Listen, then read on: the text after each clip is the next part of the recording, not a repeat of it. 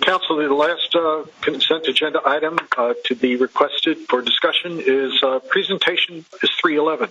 Presentation, discussion, and possible action regarding revisions of Section 15, Debt Management, and Section 17, Operating Reserves Fund balances of the fiscal year 21 fiscal and budgetary policy statement. And Ms. Leonard, you're being called for another performance. Thank you for coming back. I wanted a public presentation of this information because I think most people are not very much aware of the role, perhaps, if we want to call it that, of the fund balance of the city and of its various other funds. We've had discussion of the fund balance in the electric fund and so forth that has been used. So perhaps we can have a general discussion of this item for public information purposes. So, Dr. Brick, I am thinking that what you would like to know is why are we making these changes and why are we making these changes right now as opposed to when we normally make changes, which is during the budget process. Included in our budget document in one of the appendices is the fiscal and budgetary policies. In those policies, we have sections that line out what the finance department and the city as a whole is allowed to do and strives for internal controls. Because of Winter Storm Uri, we are coming back to council to ask to amend the section number 15, which is the debt management section, as well as section 17, which is the fund balance section. Section 15, what we are doing is in that section there was some wording in there that restricted the city's ability to get a short-term revolving line of credit if needed in order to cover the expenses related to Winter Storm Uri. We've discussed publicly that amount has been significant. It's over $48 million to the city.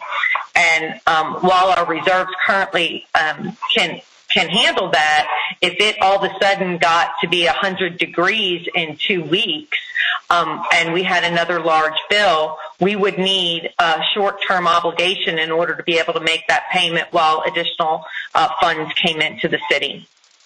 So Section 15 is being amended so that we can make those adjustments as needed. Section 17, we are requesting to be amended so that in our enterprise funds, which is water, wastewater, electric, and sanitation, we can formally establish a policy where some of that money is set aside for what we're calling risk mitigation, which is basically for things like Winter Storm Uri or a very, very hot week or two or in the summer, and a significant amount of electricity or water would be used because of a drought or a hurricane or something like that. So what this does is it allows us to set aside money in a separate accounting vehicle that if we were going to pull that money out of that accounting vehicle and it was over the interfund transfer amount, which is $100,000, we would have to come back to council and make that public.